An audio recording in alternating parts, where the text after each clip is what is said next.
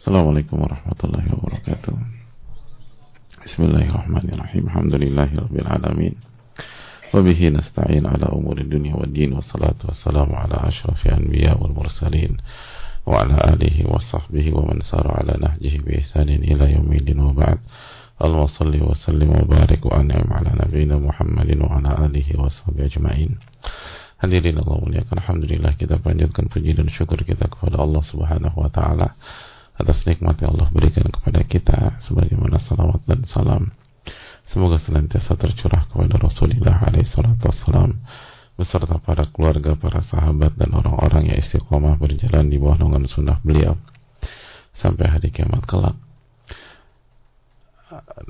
Hadirin Allah muliakan, kita meminta kepada Allah Subhanahu wa taala dengan nama-namanya begitu dan maha indah dan sifat-sifatnya yang maha tinggi, bi asma'ihil husna wa sifatihil ula. Semoga Allah memberikan kita ilmu nafi dan melindungi kita dari ilmu yang tidak bermanfaat. Semoga Allah Subhanahu wa taala menjaga kita, menolong kita, keluarga kita, orang-orang yang kita cintai, guru-guru kita, ulama-ulama kita, dan umat dimanapun berada, khususnya yang terzolimi, teraniaya, tersakiti di Palestina, di Gaza, dan di berbagai macam tempat yang ada. Dan semoga Allah SWT memberikan kekuatan kepada mereka, memberikan taufik sehingga bisa istiqomah, berada di atas iman, diberikan kesabaran dan diberikan pahala yang sangat berlimpah. Dan semoga Allah SWT menyembuhkan yang sakit dan terluka dan memberikan husnul khatimah bagi yang wafat. Amin ya rabbal alamin. Dan semoga Allah memberikan taufik kepada kita untuk senantiasa mendoakan mereka dan membantu sesuai dengan kapasitas kita dan jalur yang telah ditentukan oleh negara dan pihak yang punya kapasitas.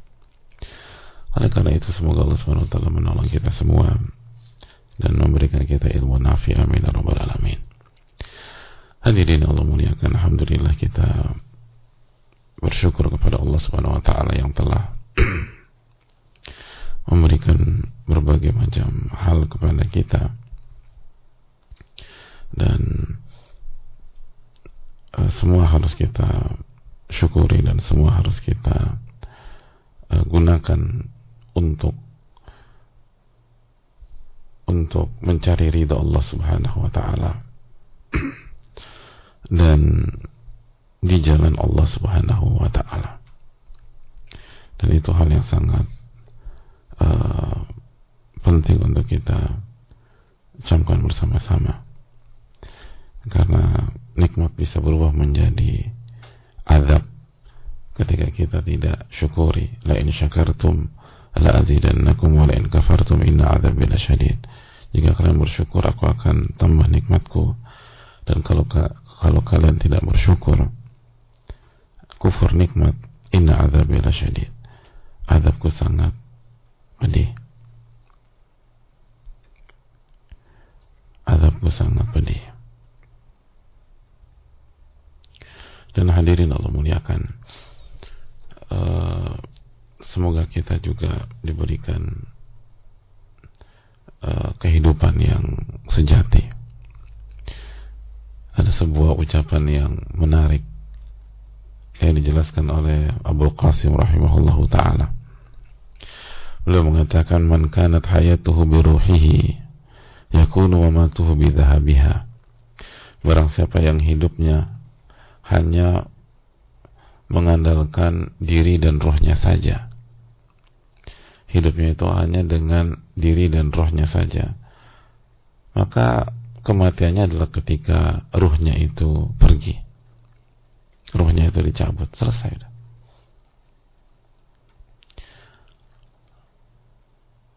Selesai. Wa man kanat hayatu bi rabbih ta'ala. Dan barang siapa yang hidupnya itu dengan Rabbnya, dengan Allah Subhanahu wa ta'ala, hidupnya itu mentauhidkan Allah, mendekat kepada Allah, mencari wajah Allah Subhanahu wa taala.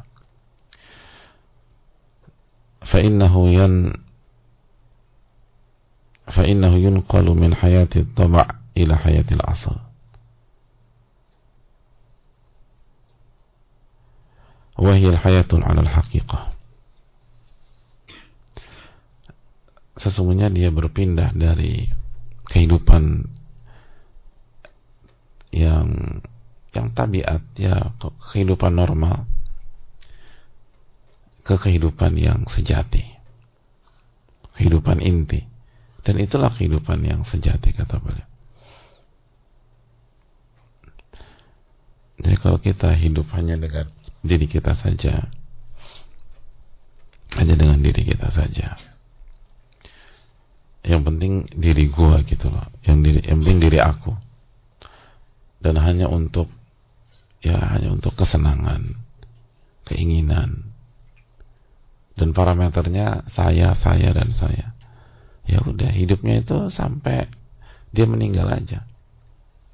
Setelah itu udah, dia akan menghadapi siksa kubur, lalu dia akan menghadapi siksa pada hari kiamat kelak.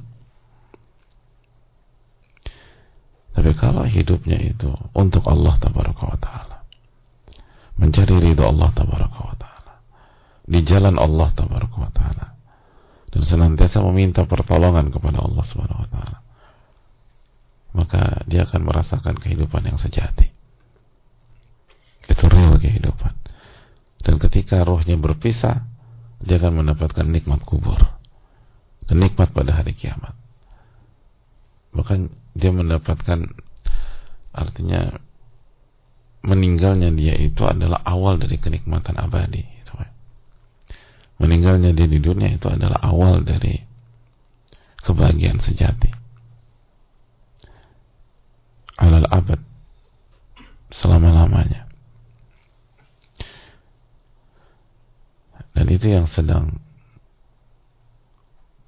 kita perjuangkan dengan segala kebodohan, kekurangan, dan kehilafan kita. Dan semoga Allah tolong kita. Kita ini belajar, hadirin sekalian, bukan hanya biar ngerti, bukan hanya biar tahu, bukan hanya biar paham, tapi bagaimana kita itu berpindah dari kehidupan fisik semata, kehidupan materi semata yang selama ini kita jalankan sebelum kita ngerti apapun, menuju kehidupan yang sejati, kehidupan yang kembali kepada Allah, mencari wajah Allah di jalan Allah Tabaraka wa Ta'ala, dan senantiasa meminta pertolongan kepada Allah Tabaraka wa Ta'ala, sehingga kita benar-benar merasakan apa arti dari kehidupan. Ada orang tuh hidupnya benar-benar hambar, padahal duitnya di mana-mana, gak pernah kekurangan uang dari dia lahir, tapi hambar, gersang.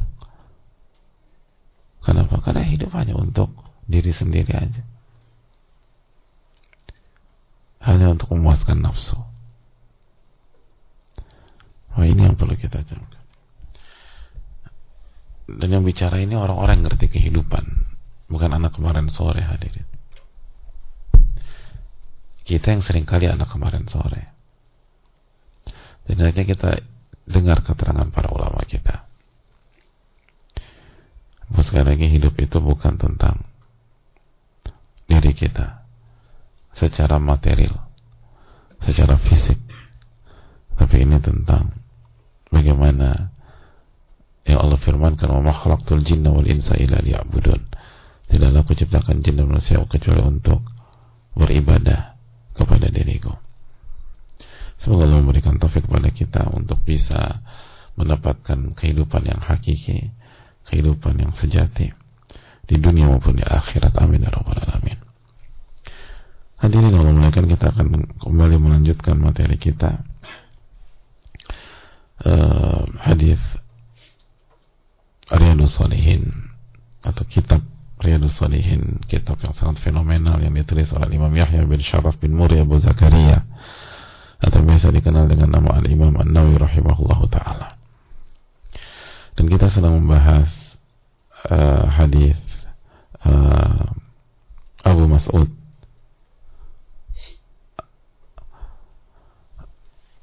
radhiyallahu ta'ala an, ketika beliau menyampaikan bahwa Rasulullah SAW yamsahu manakibana fi salati wa yaqul, Nabi SAW mengusap pundak kami pada saat salat, lalu ketika ingin salat, lalu beliau menyampaikan istawu wa la takhtalifu, luruskan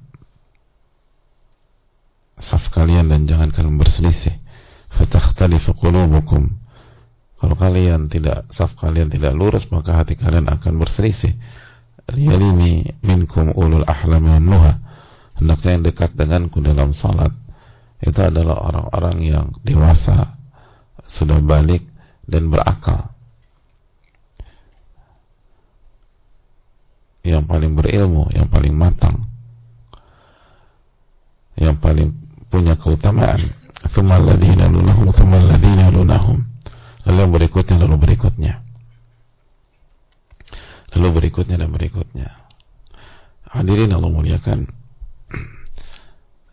hadis yang sangat penting, dan mari kita lanjutkan keterangan dan faedahnya, dan kita simak apa yang dikatakan oleh Al-Imam An-Nawawi rahimahullah tentang hadis ini. Imam Nawawi mengatakan, simak baik-baik, pelajaran yang bisa dipetik dari hadis di atas adalah fihi taqdimul afdal fal afdal ilal imam. Hadis ini memberikan pelajaran kepada kita memprioritaskan yang terbaik, lalu yang terbaik, yang paling utama, lalu yang paling utama, yang paling afdal, lalu yang afdal, dan seterusnya, untuk dekat dengan imam. Jadi yang paling dekat dengan imam itu adalah yang paling utama, yang paling dewasa, yang paling matang, yang paling berilmu, yang paling afdal, yang paling berakal. Itu kaidahnya. Makanya liyalini, hendaknya yang dekat dengan aku di antara kalian ulul ahlam wan nuha, tsumma alladzina yalunahum. Yang paling dekat denganku adalah yang paling atau yang dekat denganku adalah yang balik, ya, sudah dewasa, berakal, paling utama, atau yang utama, orang-orang yang utama, orang punya jasa, orang afdal, dan yang berakal sehat dan yang berilmu. Lalu berikutnya, lalu berikutnya. Jadi ini pelajaran bahwa yang paling dekat dengan imam adalah yang paling afdal, lalu yang berikutnya, berikutnya. Kenapa? Mari kita simak kelanjutan keterangan Al-Imam An-Nawawi rahimahullah. Li'annahu awla bil ikram, karena mereka yang paling utama dimuliakan, mereka paling berhak dimuliakan, paling berhak.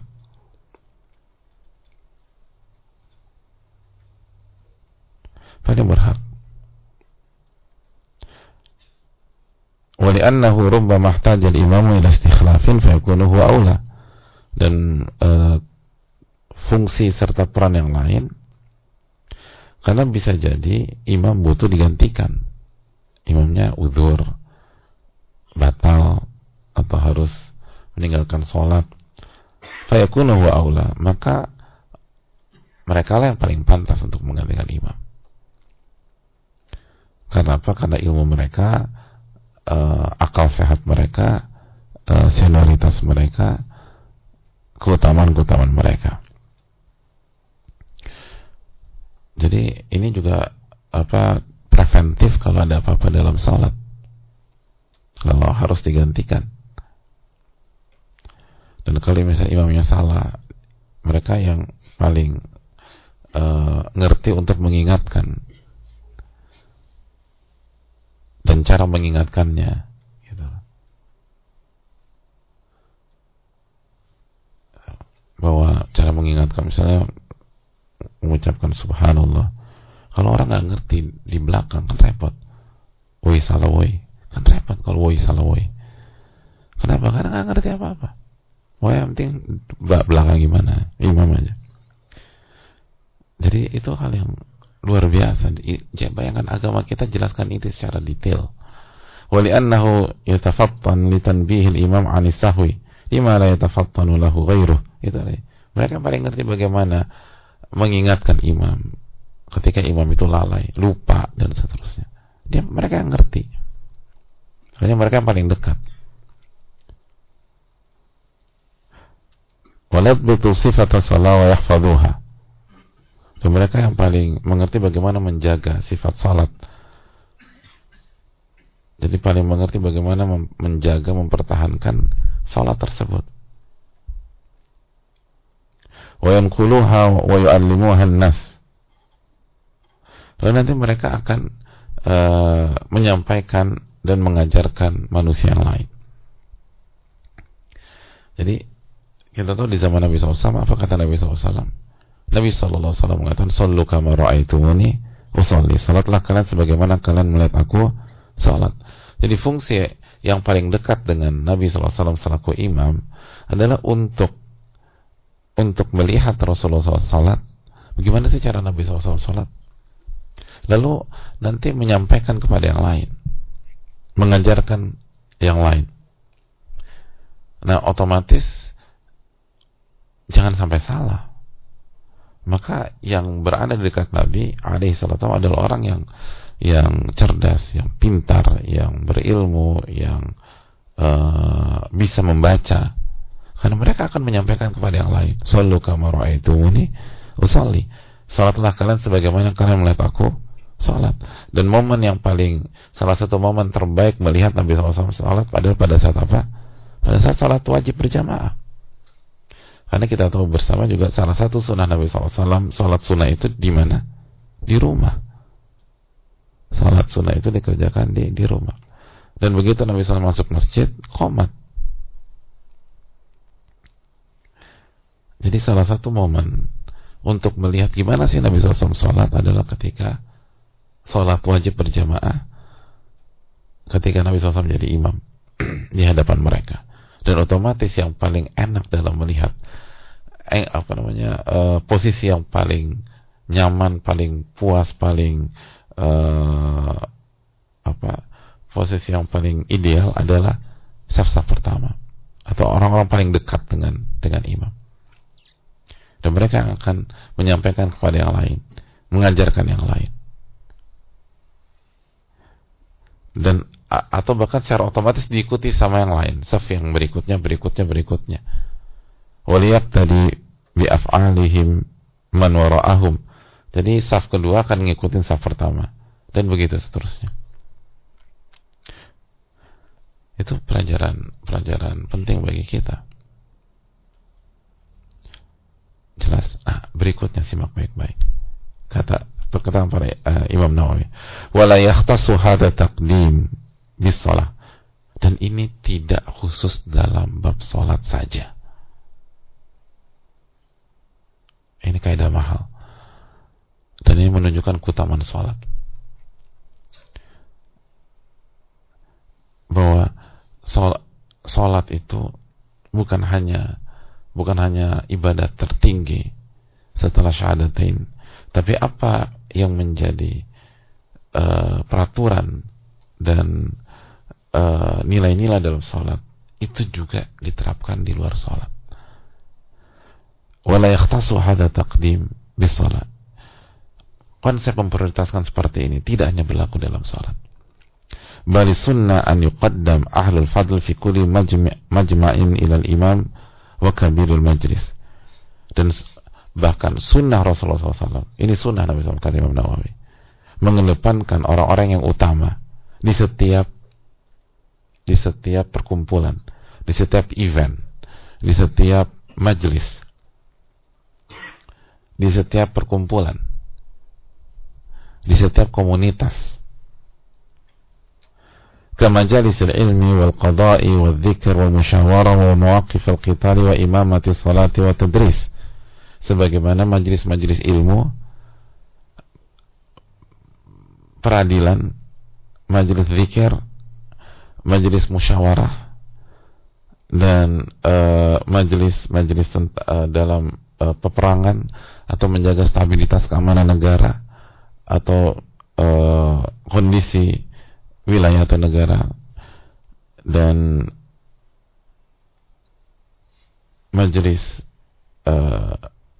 dalam sholat dan dalam ilmu dan pelajaran, wal ifta, dan dalam berfatwa, wa isma'il hadith wa nahwi, dan menyampaikan hadith dan lain-lain. Kalian bayangkan, artinya dalam semua komunitas, kebersamaan, perkumpulan, semua event dan seterusnya, prioritaskan yang paling utama. Dalam berfatwa, dalam masalah fatwa, apalagi masalah besar, prioritaskan yang paling utama. Orang-orang paling senior, orang-orang yang paling berilmu, orang-orang yang paling punya pengalaman, orang-orang yang paling punya akal sehat, itu diprioritaskan. Wa yakunu an-nasu fiha ala maratibihim fil ilmi wad din wal aql wal syaraf was sin wal kafa'ah. Lihat ini kaidah. Dan manusia itu sesuai dengan kedudukannya masing-masing. Dan parameternya apa? Parameternya ilmu, wad din, dan kualitas agama, wal aql, dan akal sehatnya, kecerdasannya, lalu wawasannya, wasyaraf, dan kedudukan di masyarakat dan kedudukan di sebuah ini, wasin, dan usia, wal kafa'ah, dan kesetaraan. Jadi artinya apa, hadirin? Kalau kita ingin berhasil, maka dalam apapun, dalam bisnis, kantor, kehidupan sosial, kita dikelilingi orang-orang terbaik. Yang dekat sama kita itu parameternya ini. Yang dekat sama kita parameternya itu yang paling berilmu, yang agamanya bagus, yang akal sehatnya oke, yang logikanya bagus, yang cerdas, dan orang-orang mulia, orang punya kedudukan. Bukan karena kedudukan, karena value. Dan orang sudah berumur. Orang-orang berumur. Makanya kan kita disuruh bergaul sama senior, bergaul sama senior. Ini poin. Orang-orang yang lebih yang kuat. Wal kafa'ah, dan setara sama kita. Kadang nggak nyambung. Kalau orang-orang dekat kita jauh di bawah kita cara berpikirnya segala macam, tapi ketika kita nggak nyambung, kita pengen ke kanan, dia nggak paham, kita pengen ke kiri, dia bingung gitu. Dan ini bukan mengajarkan eksklusif, enggak, ini yang paling dekat dengan kita. Kita harus perhatikan semua pihak dan segala macam, tapi yang paling dekat dengan kita dimanapun. Kita buat perusahaan, kita buat dalam dunia kerja, kita buat komunitas, kita berdakwah, kita segala macam, itu yang dekat sama kita. Ini harus orang jago-jago. Gak bisa. Kalau ingin berhasil, makanya kenapa Nabi SAW pencapaiannya luar biasa. Allah tolong Nabi SAW melalui apa? Melalui sahabat-sahabat beliau, khususnya yang terdekat, itu jago-jago semua. Sahabat Nabi SAW. Jadi Nabi SAW adalah manusia terbaik, dikelilingi oleh generasi terbaik. Khairun nasi qarni, sebaik-baik manusia adalah generasi kata Nabi SAW. Jadi beliau manusia terbaik, lalu hidup bersama generasi terbaik. Lalu yang terdekat dengan beliau adalah yang terbaik dari generasi terbaik. Ya wajar. Itulah Rasul kita alaihi salatu wassalam. Itu cara. Kalau kita ingin berhasil begitu. Hidup ini sebentar dan cuma sekali. Maka yang dekat dengan kita ini harus orang-orang terbaik yang bisa kita dapatkan, tentu saja. Bukan yang ini. Harus yang terbaik semampu kita. Lihat Nabi kita alaihi salatu wassalam. Beliau hidup dikelilingi generasi terbaik. Dan yang terdekat, ring satu beliau siapa? Abu Bakar As-Siddiq, yang terbaik dari yang terbaik. Umar bin Khattab, yang terbaik dari yang terbaik. Utsman bin Affan radhiyallahu anhu, yang terbaik dari. Ali bin Abi Thalib radhiyallahu anhu, yang terbaik dari yang terbaik. Itu nama-nama terbaik. Lalu 10 sahabat yang dijamin masuk surga, itu yang terbaik dari yang terbaik. Ada Zubair bin Awwam radhiyallahu anhu, ada Abdurrahman bin Auf radhiyallahu anhu, ada Sa'ad bin Waqqas radhiyallahu anhu. Itu yang terbaik dari yang terbaik. Itu poin. Lihat bagaimana Allah jodohkan beliau dengan Khadijah, itu wanita terbaik radhiyallahu taala anha. Itu yang terbaik dari yang terbaik. Aisyah radhiyallahu taala, itu yang terbaik dari yang terbaik radhiyallahu taala. Dan istri-istri Nabi SAW. Maka wajar 23 tahun itu pencapaiannya sampai hari ini. Bayangkan. Sallallahu alaihi wasallam. Karena beliau dan lihat dalam salat beliau wanti-wanti. Pokoknya yang dekat sama aku ulul ahlam wa ulul nuha. Lihat, tekankan. Yang dekat sama aku ulul ahlam ulul nuha. Atau ulul ahlam wa nuha. Yang dewasa, yang punya keutamaan, yang berakal sehat, yang punya kedudukan secara value. Itu yang dekat sama saya, kata Nabi SAW. Lalu yang berikutnya, yang lain nggak disingkirkan, tapi di layar berikutnya atau di posisi berikutnya. Dan ini bukan pilih kasih, ini untuk maslahat yang jauh lebih besar. Al-maru ibnu bi'atihi, kata para ulama. Seseorang itu anak dari lingkungannya. Anil mar'i la yus'al anhu sal'an qarinihi. Seseorang itu nggak perlu ditanya siapa dia. Dia tuh lihat siapa orang-orang terdekatnya. Itu cara nilai orang. Jadi kalau kita nggak punya informasi tentang seseorang, nggak ada masalah. Kita tinggal lihat siapa sih orang-orang terdekatnya. Itu poin. Itu menunjukkan kualitas seseorang. Jadi ini ilmu kehidupan. Makanya ini tidak hanya berlaku dalam salat, ini berlaku dalam semua bidang, kata Imam Nawawi rahimahullah. Lihat bagaimana sekali kita harus belajar dari para ulama rahimahumullah. Para ulama. Lihat bagaimana ilmu para ulama itu dalam. Makanya sebuah kelucuan dan menunjukkan orang itu nggak punya referensi, nggak punya literasi ketika mengatakan bahwa ulama itu jumud, ulama itu katak dalam tempurung, ulama itu nggak berkembang, ulama itu membuat kita nggak modern. Tolong baca karya mereka dan lihat bagaimana peradaban yang mereka telah berhasil buat dengan taufik Allah SWT, dan lihat bagaimana konsep mereka. Ini konsep. Kalau ahli dunia yang bicara lalu dibuat seminar, ini bayarnya puluhan juta, ratusan juta, dan orang ngantri. Sedangkan kita itu ada dalam buku-buku para ulama kita, gratis. Jadi hadirin Allah muliakan, ini yang perlu kita camkan. Cuman kita nggak baca aja.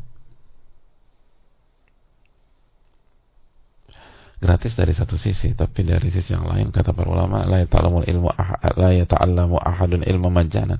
Sebenarnya nggak ada orang yang belajar gratisan, dia harus bayar dengan itu. Karena ilmu itu mahal. Tapi intinya adalah ini konsep para ulama yang mereka ambil dari Rasulullah SAW. Ini konsep Nabi kita alaihi salatu wassalam.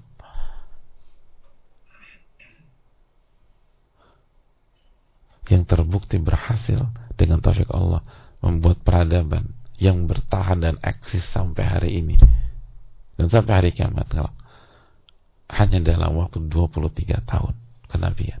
23 tahun. Siapa yang bisa buat demikian? Dan lihat bagaimana konsepnya tidak terkikis waktu dan perkembangan zaman.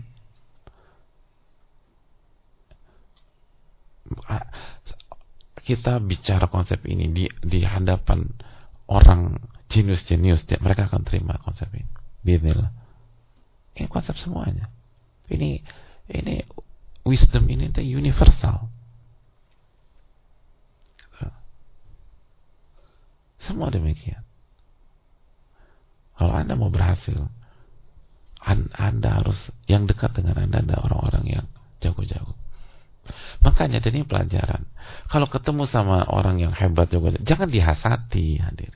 Itu memang permainan syaitan. Itu permainan syaitan kan. Ada orang yang berkualitas, ini hasad kita, dengki, iri, terus ingin menjegal. Orang yang jago-jago itu bukan dihasati, diajak hidup bareng, diajak berkolaborasi bareng untuk menghasilkan karya bermanfaat bagi umat, bermanfaat bagi masyarakat, bukan dijegal di segala macam. Itu logika dari mana? Itu permainan syaitan. Orang-orang yang jago-jago itu, yang terbaik, yang berakal sehat, yang imannya bagus segala macam, itu diajak berkolaborasi, kerjasama, bahkan hidup bareng. Itu baru konsep.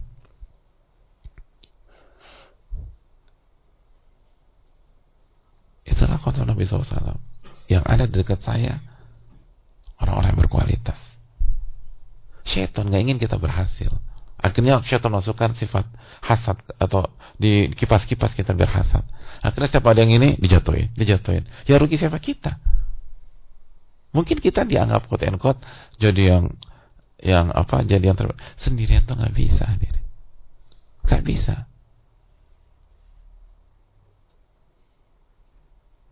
Gak ada Superman, hadirin. Superman itu develop. Di kehidupan itu super team. Allah berfirman, ya sanashuddu adudaka bi akhik, kata Allah. Kami akan kuatkan Anda melalui sahabat Anda, melalui teman Anda, melalui tim Anda. Itu konsep dalam Al-Quranul Karim. Cara Allah menguatkan kita melalui lingkungan kita. Siapa yang bersama kita? Makanya orang-orang hebat itu cara berpikirnya adalah bagaimana teman-temannya berkembang. Bukan nggak ada yang boleh berprestasi biar saya menonjol, bukan begitu. Gimana teman kita tuh berkembang, bagaimana si A itu maju, bagaimana si A itu tambah berkualitas. Kenapa? Karena kalau mereka berkualitas, kita yang keangkat. Itu poinnya. Kita yang naik. Jadi kita tuh berhasil bersama gitulah, hadirin. Konsep Islam itu innamal mu'minuna ikhwah. Sesungguhnya orang-orang beriman itu bersaudara, kebersamaan. Makanya lihat bagaimana Nabi SAW mengilustrasikan mathalul mu'minin fi tarahumin wa ta'atufin kamathal jasadil wahid. Fi tarahumin wa ta'atufin wa tawaddihim kamathalil jasadil wahid. Perumpamaan seorang mukmin dalam cinta kasih sayang itu seperti satu tubuh. Satu tubuh itu, hadirin. Kaki yang tergelincir, kaki yang kepleset, kepala ikut benjol, itu satu tubuh. Gitu. Kepala bisa jadi ikut bocor, akhirnya dijahit. Padahal yang lecet, yang tergelincir siapa? Kaki yang tergelincir. Tapi yang dijahit itu kepala. Tangan yang patah. Siapa yang membuat blunder? Kaki yang buat blunder. Tapi yang patah tangan. Itu satu tubuh. Jadi sebagai seorang muslim yang harus kita pikirkan bukan hanya mencerdaskan atau memperbaiki kualitas takwaan kita, tapi mencerdaskan, memperbaiki ketakwaan orang-orang di sekeliling kita. Itu poin. Agar kita berhasil bersama. Bukan menjatuhkan pihak lain agar kita muncul. Itu keliru besar. Agar kita yang dipuji, agar kita pencapaiannya sedikit aja, tapi nggak berkembang jauh. Ini yang bisa disampaikan, semoga bermanfaat.